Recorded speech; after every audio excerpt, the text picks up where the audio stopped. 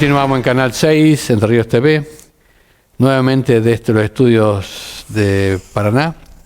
Este programa Fernando Hu Reportaje, tratando de encontrar siempre alguna perlita para nuestros televidentes que sabemos que les gusta más cuando hablamos sobre temas medicinales, sobre temas médicos, y otros temas que atañen a todo el mundo, ¿no? Tiene algo que ver con la vida de cada uno de aquellos que nos siguen por televisión, las redes sociales, Canal 4 de aire de Paraná, Canal 6 de aire de Crespo, la televisión digital abierta a través del 18.1, el PAC Plus de Gigaret y la televisión digital de Gigaret a través del 16.4 y bueno, por Twitter, por YouTube o por Twitch, nos también puede ver en forma directa las 24 horas. En fin, siempre hay quienes nos están viendo de distintos lugares de Entre Ríos, de Argentina y del mundo. Así que hoy tenemos un gran gusto de entrevistar nuevamente al doctor Luis Larretegui, que ya estuvo algunas otras oportunidades con Canal 6, enseñándoles a nuestros televidentes algunas cosas que tienen que ver con su salud, para mejorar la salud, para preservarla, para prevenir cosas que tienen que ver con el estar físicamente bien todos los días. ¿Qué tal, Luis? Pero muy bien, muchas gracias por la invitación. Bueno, vos has estado en nuestro canal en Crespo, sí. Te hemos entrevistado por las redes sociales y hoy estás acá en el hermoso canal que tienen en Paraná. ¿Te gusta? Excelente, realmente tecnología de último nivel, por lo que veo. Sí, tratamos de estar con cámaras digitales, Sí. Son todos inteligentes, cámaras inteligentes que se pueden manejar desde este comando central, etcétera. Bueno. Sí, yo he tenido oportunidad que me hayan entrevistado en otros canales y realmente quedé sorprendido con el estudio. Realmente muy lindo. Bueno, muchas gracias, Luis. Vamos a explicarle a nuestros televidentes que Luis es especialista en clínica médica, en neumología, medicina respiratoria. Sí, que tiene que ver todo con la respiración. En el 2016 obtuviste el título de doctor en medicina en la Universidad Nacional de Cuyo y en 2019 el diploma de acreditación de medicina del sueño. Exactamente. Está lindo eso, ¿no? ¿Lo practicás el sueño? Apasionante. ¿Practicás la medicina del sueño vos mismo? Sí, no. Bueno. Después vamos a hablar. Sí. Hay 1 millón de preguntas para hacerte. Bueno, médico especialista en clínica médica, medicina respiratoria y medicina del sueño. Como dijimos, ¿qué patologías son las que se abordan y se tratan en tu especialidad? Bueno, la medicina en general, por eso empecé con clínica médica, mi especialización, hice una residencia en clínica médica, porque el ser humano es un todo. Después se empezaron a formar las especialidades porque el conocimiento va avanzando tanto en el mundo que es imposible mantenerse actualizado con lo último para brindarle una buena atención a los pacientes. Y así es que de la clínica médica pasamos a la neumonología, a la medicina respiratoria, y eso me llevó, ya les voy a contar por qué, a la medicina del sueño. En la medicina respiratoria abarca todas las enfermedades, ya sea infecciosas, inmunológicas, genéticas, que afectan la función de la respiración. El ser humano necesita respirar para poder vivir. Claro. Y gracias a que respira aire y dentro del aire unas porciones de oxígeno, puede quemar la glucosa que come y eso produce energía y es la vida. En última instancia, la vida es una reacción química en la cual se produce esto que yo dije, la combustión de la glucosa libera energía y desecha agua y dióxido de carbono. En resumen, un milagro. Ese es el milagro de la vida, exactamente. Qué fantástico, ¿no? Por eso, una parte importante es que las personas respiren bien y lleven el oxígeno que necesitamos para poder tener energía. Hoy el gran problema con estos fríos es el resfrío. Exacto. ¿Qué diferencia hay entre una persona que está muy resfriada y la persona que está engripada, ¿no es cierto? Porque Bien. por ahí me dicen, che, no voy a trabajar hoy porque estoy resfriado. ¿Por qué tenés gripe? Sí, estoy engripado. O sea que hay una mezcla ahí de explicaciones para no venir a trabajar.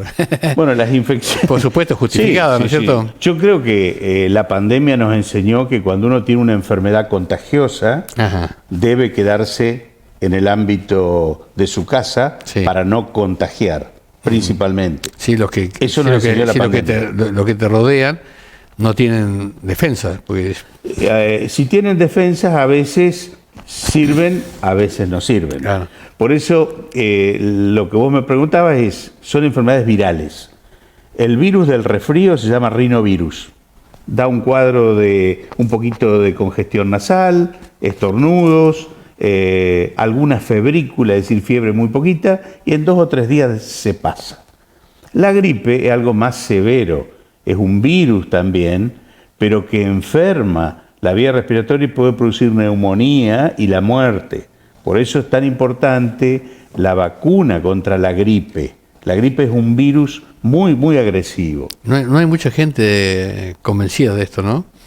O sea, la gente dice, no, eso es para los viejos, dice que eso es para los viejos, que se ponen vacuna para... No. Yo creo que cada vez más ha habido conciencia y sobre todo la pandemia enseñó que es importante la prevención. El sistema inmunológico, como bien decías, algunas personas nacen con las defensas espectaculares y no se enferman de nada, pero no es la generalidad. Por eso que se inventaron las vacunas, y gracias a las vacunas, se erradicó del planeta Tierra la viruela. Sí. La viruela era una enfermedad que producía la muerte y dejaba secuelas en la piel terrible. Hoy no tenemos viruela gracias a que se vacunó durante años en forma correcta y la gente aceptó la vacuna. Así, con todas las demás vacunas podemos llegar a erradicar del planeta Tierra muchas enfermedades que hoy afectan. Pero siempre vienen nuevas, ¿no? Y lamentablemente... el COVID, ¿no es cierto? Fue algo nuevo.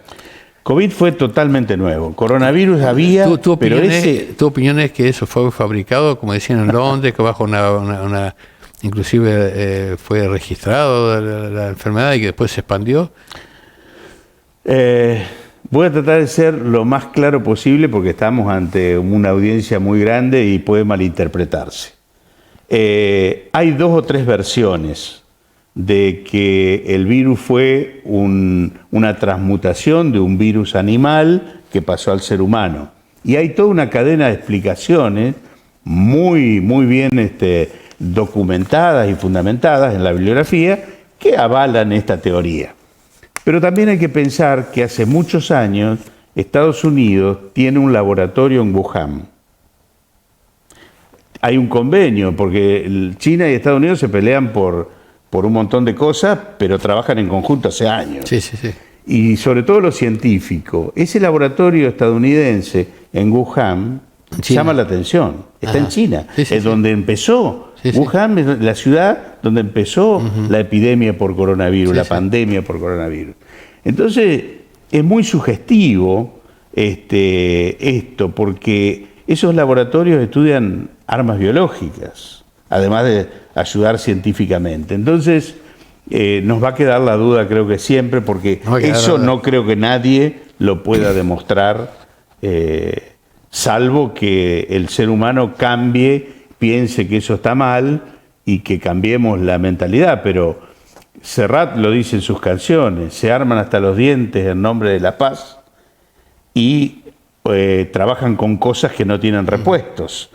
Vemos que el mundo se arma todo el día para prevenir guerra, pero al final terminan en guerra en todos lados. Sí, en una gran industria de armamento. Una gran industria. En este momento, hace ya un tiempo, hay muchos miles de denuncias y juicios entablados contra AstraZeneca y contra los gobiernos que obligaron a la gente a vacunarse. Y AstraZeneca admitió hace muy poquito de que sí, efectivamente, algunos de sus vacunas produjeron daños colaterales en personas que se murieron o quedaron afectados, quedaron por coágulos, en fin, está comprobado, ¿no es cierto? En el caso de la viruela, ¿cuántos años tuvo para realmente salir una vacuna? Muchísimos años. Muchísimos, décadas. Y esto fue todo de un año para otro, ¿no es cierto? No. La vacuna... De COVID, digo. La vacuna de COVID ya se había probado en la microepidemia de coronavirus del MERS, que es el síndrome de enfermedad por coronavirus del Medio Oriente. Años atrás, en Medio Oriente se produjo una epidemia por coronavirus, un coronavirus similar a este, no es el mismo, donde ya se había empezado a trabajar en la vacuna. Yo trabajo en ensayos clínicos hace muchos años, más de 20 años en mi centro se prueban medicamentos. Y yo les puedo asegurar que si bien las etapas de investigación demoran, hoy gracias a los bancos genéticos se pueden hacer pruebas y adelantar mucho. En la vacuna contra coronavirus había mucho adelanto. Se aceleró la última parte de la fase 3, pero se llegó justo a tiempo, porque AstraZeneca también trabajaba con Rusia, son unas vacunas parecidas, y siguen hoy trabajando en conjunto Rusia y AstraZeneca. Lo que pasó con eso de AstraZeneca lo conozco muy bien porque lo leí y estudié mucho el tema. En todo ensayo clínico hay efectos no deseados. Con los años hay una fase que se llama la fase 4 de farmacovigilancia, donde todos los médicos debemos informar si encontramos algo raro en cualquier medicamento que se compra en farmacias. Es así que se han sacado del comercio un montón de medicamentos porque se aparecieron cosas después de vendidos. Bueno, ahora vamos a empezar a ver si la vacuna tiene alguna otra efecto no deseado, porque se usó en millones de personas. Cuando uno hace un ensayo clínico lo usa primero en 1000, después en 5000, después en 15000, pero no en millones. Por lo tanto, lo que AstraZeneca hizo fue reconocer que hubo casos de eso. Y como está demandada por hay una industria, ya acá en Argentina hay un estudio de abogados que está llamando a los pacientes. Tengo un paciente que le llamaron, que si le habían colocado AstraZeneca, ellos podían iniciar el juicio de AstraZeneca. Es decir, tengamos precaución. AstraZeneca reconoció, pero yo todavía no diría que está nada definido. Bueno, dengue. Todo el mundo estaba enloquecido, matando mosquitos. Sí. Me causaba gracia. Ayer iba detrás de 3 mujeres en el auto, despacito, porque estaban justo caminando por la calle. Y cada una iba con una ramita pegándose así, ¿viste? Caminaba. Entonces yo iba despacito y tuve como 2 cuadras.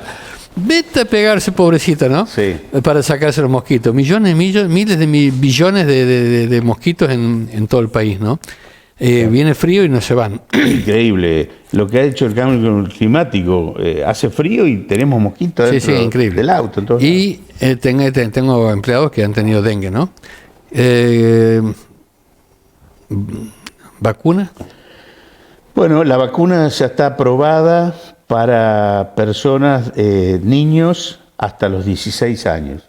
Ya está totalmente demostrado que es efectiva. Y está en vías la investigación para mayores de 60 años. La vacuna es efectiva, ya ha demostrado efectividad. Hay 2 vacunas, la más reciente, la de Takeda, el laboratorio japonés, que realmente ha demostrado efectividad.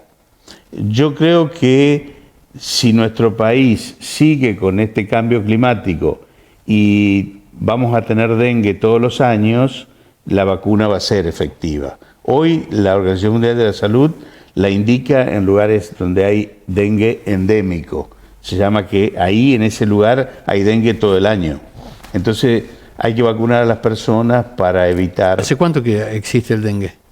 El dengue lo descubrieron los cubanos, un médico cubano, por eso el Día Mundial del Médico es el 3 de diciembre.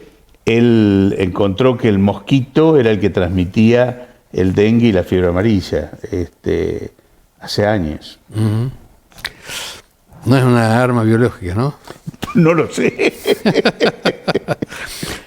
Tabaquismo. Vos hablaste algo de la pandemia del tabaquismo, ¿no?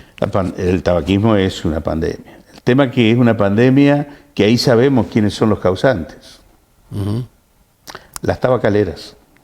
Pero Las tabacaleras ganan millones de dólares. billones. Sí, exactamente. La palabra billón confunde. En Estados Unidos una cosa y en Argentina otra. El billón. Miles de millones. Pero miles de millones. Ajá. Y entonces es muy difícil la erradicación del tabaquismo por ese motivo. El lobby de las tabacaleras es muy grande, en la televisión, en el cine, con lo que se llama propaganda subliminal. Vos como periodista lo debes conocer. Pero realmente todos lo hemos sufrido, ¿no? es una... Cuando han un pasado gran una película muy despacio, han visto cuadros entre medio que dice tome Coca-Cola, pues, supongamos, ¿no es cierto? Y salían afuera todo el mundo pidiendo Coca-Cola. Nadie ha visto ninguna publicidad. Tal cual, sí, sí. Y hoy en día se ve cada vez más otra vez en las películas la gente fumando, y fumando en forma exagerada. Automáticamente. Sí. Y tomando alcohol. Y tomando alcohol, que es la otra gran pandemia. Yo cuando veo cualquier película que apenas empiece ya saca un cigarrillo, digo, ahí está el gremio poniendo plata para que la tal gente... cual. ¿No? Increíble, ¿no? Es así. Y el alcohol exactamente igual. El alcohol es como ahora va a empezar el tema de los alimentos ultraprocesados. Los alimentos ultraprocesados están viendo cómo se defienden de los octógonos. De que ahora en los alimentos dice alto contenido de sodio, alto contenido de azúcar. Y bueno, está ¿Vos esa crees que la pelea. gente le da bolilla? Mira que el tabaquismo dice, si fuma va a tener droga, ¿cómo es? Cáncer, ¿no? Y sin embargo la gente sigue fumando. Bueno, está demostrado que una herramienta que persuade es la advertencia sanitaria en el paquete.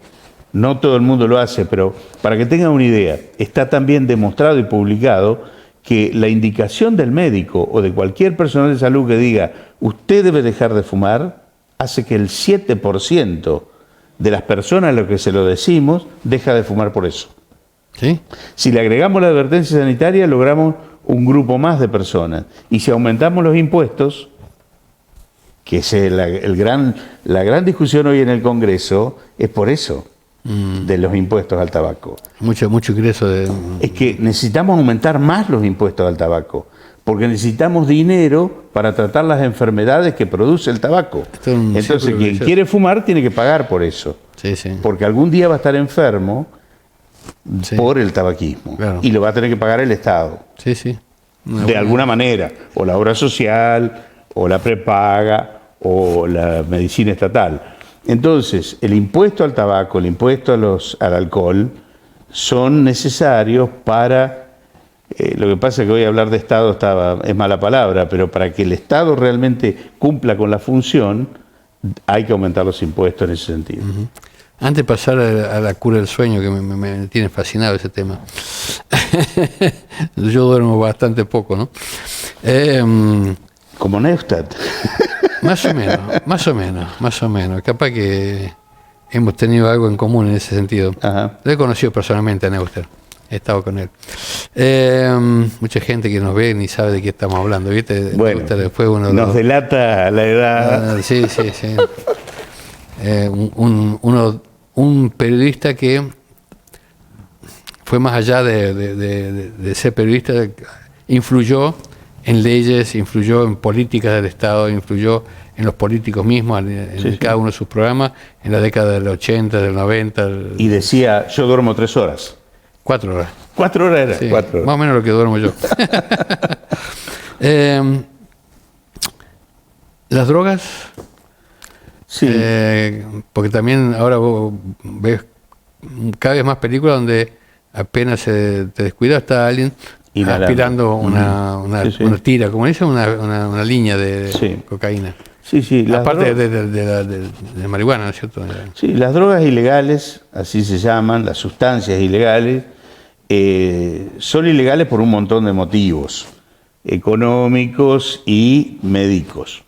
Sin ninguna duda que la cocaína, la heroína, la marihuana son drogas que producen daño en el ser humano.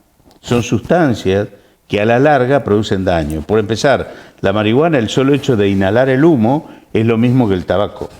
Produce los mismos efectos a nivel pulmonar que produce el tabaco. Pero viste, está diciendo, no, hace menos mal que el No, cigarrillo. hace lo mismo. Pero encima, como se aspira a la sustancia psicoactiva, va al cerebro y comienza a debilitar las neuronas y alterar las neuronas. Si no, es cuestión de ver muchas personas que fuman durante años, cómo termina su intelectualidad, cómo pierden trastornos cognitivos. Porque hoy se habla que gran porcentaje de los jóvenes, que van a ser el día de mañana profesionales, políticos, todo lo demás, tanto acá como en el resto del mundo, estudiantes, etcétera, jóvenes, ¿no? Es como una actividad social más, ¿no es cierto? Sí. Muchos. Lamentablemente, ¿cuáles son las consecuencias? Porque se han confundido las cosas. ¿Cuáles son las consecuencias? Las consecuencias son el deterioro intelectual severo, y a nivel pulmonar, bronquitis crónica. Lo mismo que produce el tabaco. El gran problema es que se ha mal informado a la población de lo que es el uso medicinal del cannabis. No existe el cannabis medicinal o el cannabis recreacional. Si usted fuma marihuana, va a tener consecuencias su salud, y consecuencias no buenas. Ahora, si utilizamos las sustancias que tiene el cannabis en forma dosificada, correcta para determinadas enfermedades o dolencias, es muy efectiva. Por eso hay muchas líneas de investigación, porque nosotros tenemos receptores que se llaman cannabinoides. Por eso cuando fumamos marihuana, va al receptor cerebral y produce cierta actividad. Pero cuando esa sustancia actúa en otros cannabinoides que tenemos en el intestino y en otros lugares, tiene una acción analgésica y en el cerebro una acción antiepiléptica, etc. Entonces, han confundido a la población haciendo creer que fumar marihuana es lo mismo que usarla en forma medicinal. Por lo tanto, hay que diferenciar esto. Ahora, legalizarla o no tiene unas consecuencias políticas y económicas muy de salud grandes. también, ¿no? ¿Cómo? Consecuencias de salud también. Exacto. Es como decir, yo legalizo el tabaco, si el tabaco está legalizado. Se puede ir a comprar al comercio. Bueno, pero pongámosle impuestos para atender las enfermedades y empecemos a educar. El gran problema del mundo es la falta de educación y la gran mentira, la posverdad. Hoy se toma como verdad una mentira, porque se transmite y estos canales son muy importantes. Como hablábamos al inicio, esto es local, esto es de acá. A vos te cruzan ahora cuando salís de la calle, te conocen y en tu pueblo y demás, entonces van a decir, no, pero entonces Huk no me está mintiendo, si yo lo veo todos los días. Pero cuando vemos los canales de televisión de Buenos Aires que influyen en nuestra provincia en una forma exagerada, donde nos cambian hasta la mentalidad, sabemos más de lo que pasa en la capital federal que lo que pasa en Crespo o en Paraná. ¿Cuánta gente mira los canales locales? Y yo sé que es mucha, pero tendría que ser mucho más. Tendría que ser ocasional el que mire o escuche una radio de Buenos Aires, ¿verdad? Bueno, eso que dije ahora verdad es la posverdad. Nos inventan, nos mienten, nos dan todo servido y nadie lo analiza. No hay más debates. Los partidos políticos no debaten más. No hay más ateneos. Los médicos estamos acostumbrados a discutir. Nos juntamos en Ateneo y discutimos, a ver qué hacemos con este paciente, y salimos enriquecidos todos. Tenemos que empezar a discutir estos temas en algunos lugares, no sé dónde, la biblioteca, o vendremos acá, ahora que tiene un anfiteatro, me enteré, un auditorium, habrá que hacer debates. Para eso lo hicimos. Muy bueno, muy bueno. Ya lo inauguramos el otro día, y lo inauguró el gobernador, Rogelio Frigerio, y bueno, tuvimos una actividad interesante durante todo un día, con personas de todo el país que nos han visitado. Buenísimo. Y bueno, había más de 200 personas entre la mañana y tarde, que fue muy interesante todo el poder, que eso sea un servicio, ¿no? Para la comunidad, para actividades recreacionales, políticas, entrega de diplomas, presentación de productos, etcétera, ¿no? Ya te voy a mostrar ahora cuando termine. Sí, como no. Sueño, trastorno del sueño. Sí. Apnea del sueño, ronquidos, tratamientos, ¿no? Bueno, la medicina del sueño apareció porque los médicos durante años atendimos a las personas siempre de día y todo lo que nos contaban era lo que pasaba en el día. Pero resulta que hay 84 enfermedades durante el sueño. 84. 84, o más de 80. Y esas enfermedades influyen en la vida diurna, porque el sueño es necesario para la vida. El ser humano debe dormir un tercio de su vida. Un tercio del día debe dormir. ¿Y por qué es eso? Porque es fisiológico. El ser humano se adaptó a vivir en la Tierra, que tiene lo que se llama el ritmo circadiano, de 24 horas. El ser humano antiguo, prehistórico, se acostaba cuando se iba el sol y se levantaba cuando salía el sol. Y ahí formó que el cerebro produzca distintas hormonas y sustancias químicas que hacen que durante el día estemos en actividad y que no se producen durante el día. Y si uno duerme durante el día no es lo mismo y no se producen las mismas sustancias que se producen durante la noche. Entonces, la deprivación de sueño, el dormir poco, atenta contra la cognitividad, reduce lo que se llama las funciones ejecutivas del cerebro. Las funciones ejecutivas del cerebro son las más importantes, son las que priorizan ideas, priorizan tareas y nos permiten la creatividad. Eso se va perdiendo cuando uno empieza a tener trastornos del sueño. Pero no solo es deprivación de sueño, porque el ser humano perdió en las últimas 4 décadas 2 horas de sueño, por diferentes motivos, las pantallas, la luz artificial, etc. Sino las enfermedades que se producen durante el sueño. La apnea del sueño, es decir, la parada respiratoria, el paciente que deja de respirar más de 10 segundos y ronca al final, eso lleva a que caiga el oxígeno en sangre toda la noche y produce deterioro cerebral y cardiovascular al día siguiente. Inclusive menor secreción de insulina y lleva a la diabetes tipo 2. Entonces, dormir mal con uno de estos trastornos puede hacernos tener mucha enfermedad durante el día.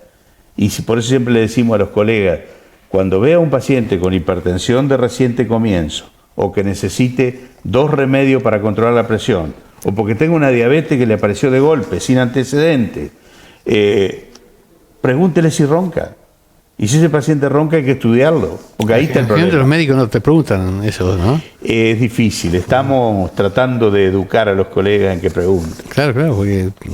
¿Cómo duerme? ¿Cómo duerme? No, nunca me preguntaban así. Bueno, algunas veces sí, pero generalmente no. Existen los médicos de origen adventista, yo creo que lo preguntan, porque ellos tienen lo que se llaman los 8 remedios naturales, creo. Los adventistas, donde el sueño es uno de ellos. Entonces, es muy importante. Es decir, la cura del sueño. ¿La cura del sueño, eso? No, cura del sueño fue una cosa que se usó en psiquiatría hace muchos años. ¿No se usa eso? No se usa. No se refiere a eso. ¿Que dormía 24 horas seguidas, una cosa así? Decían que al paciente lo dormían artificialmente para reducir algunas enfermedades psiquiátricas. Pero no se usa más ya eso. ¿Alguien que quería comunicarse contigo o tenés un Face, un Instagram? Sí, la página nuestra de internet que se llama cpmr.com.ar y el Instagram que es Respirar Paraná. Respirar Paraná. Respirar Paraná, @Respirar Paraná. Ahí nos pueden seguir. Sí. ¿Hay mucho cáncer de pulmón? El cáncer de pulmón sigue siendo un gran problema. El 90% de los cánceres de pulmón está relacionado al tabaco. Por eso sigue estando dentro de las patologías frecuentes que vemos. Se va el tiempo, lamentablemente, Luis. Pero bueno, ha sido un gusto haberte tenido aquí en el estudio y seguramente vamos a estar llamándote más de una vez, como lo hemos hecho en el pasado, para que nos cuentes siempre estas cosas que a la gente le interesa. Un consejo último y cortamos. ¿Qué le decía a la gente? Sí, no fumar. Principalmente el tabaco es una de las causas de muchas de las enfermedades. La enfermedad pulmonar obstructiva crónica es una enfermedad que está subdiagnosticada. Más de 10 millones de personas en Argentina tienen esa enfermedad. Hoy estamos teniendo 2 estudios sobre POC en este momento, probando nuevas drogas. Y después hacer una vida sana, lo más sana que se pueda. No es fácil, si no yo sería más flaco. Pero hacer ejercicio todos los días es muy importante. Ese mensaje me gustaría darlo. El ejercicio no solo prolonga la vida, sino que hace tener una mejor calidad de vida. El estar entrenado todos los días para subir una escalera, para caminar, para hacer las tareas diarias, eso se logra entrenándose todos los días, no importa la edad que tenga. Gracias. Al contrario, un gusto. Hasta pronto. Gracias.